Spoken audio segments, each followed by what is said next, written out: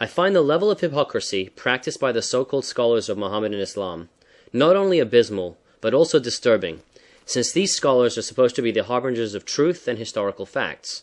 What is your opinion?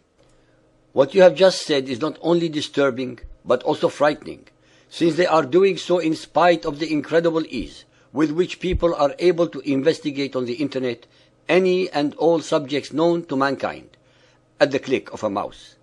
It is frightening because they are deceiving new generations of the followers of Muhammad into believing their falsehood and mendacities, while forbidding them from studying any other scriptures beyond the Quran. They are forbidden from reading these other scriptures, lest they are then able to compare and contrast them with the utterly false Quranic versions, thus inducing in their minds the beginnings of doubt. Doubt would make people think, investigate, and question even more. These intellectual exercises are expressly forbidden in Muhammad's Quran for the very exact reason that Muhammad did not want anyone to ask him questions that he could not possibly have logical answers for. Neither the pagan Quraysh nor the Judaized Arabs accepted his version of Islam, and when they questioned him about the differences between the biblical versions of events and his, he became upset, angry, and full of ignorant replies. His anger was precisely because he could not answer the questions truthfully, simply because his versions of events were entirely invented by him as he went along. All those who deceive and lie exhibit the same symptoms of agitation and upset whenever they are found out. Muhammad did not want his followers, or anyone else for that matter, to ask questions that he could not possibly answer satisfactorily. To eliminate such an event from ever happening, he created the following verse ayah, and as usual ascribed it to the unsuspecting Allah, hence making it a divine and inviolate ordinance. Al-Ma'idah 5.101. O ye who believe, ask not questions about things which, if made plain to you, may cause you trouble. But if ye ask about things when the Quran is being revealed, they will be made plain to you.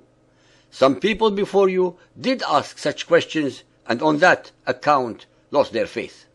Ladies and gentlemen, can any believer listening to this chapter explain why, if a question is answered clearly, would cause the questioner trouble?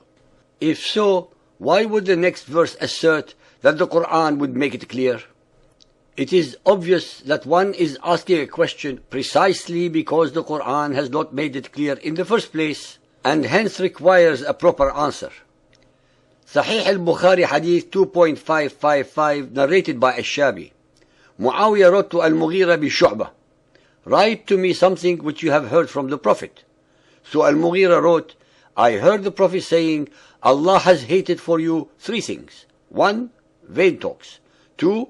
Wasting of wealth. 3. And asking too many questions in disputed religious matters. Sahih al-Bukhari Hadith 9.394, narrated by Abu Musa al-Ashari. Allah's Apostle was asked about things which he disliked, and when the people asked too many questions, he became angry.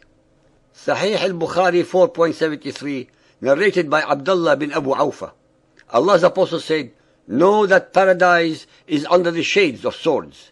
He then said, O Allah, the revealer of the holy book, the mover of the clouds, and defeater of Al-Ahzab, defeat them infidels and bestow victory upon us.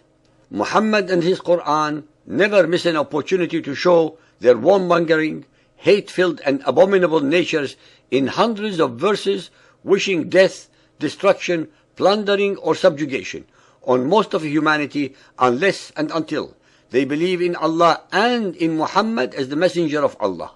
There is absolutely nothing in the Quran which shows a path to true salvation or redemption, especially since all of Allah's creation is predestined and has no free will or choice. Sahih al-Bukhari 4.210, narrated by Salim Abu al-Nadir.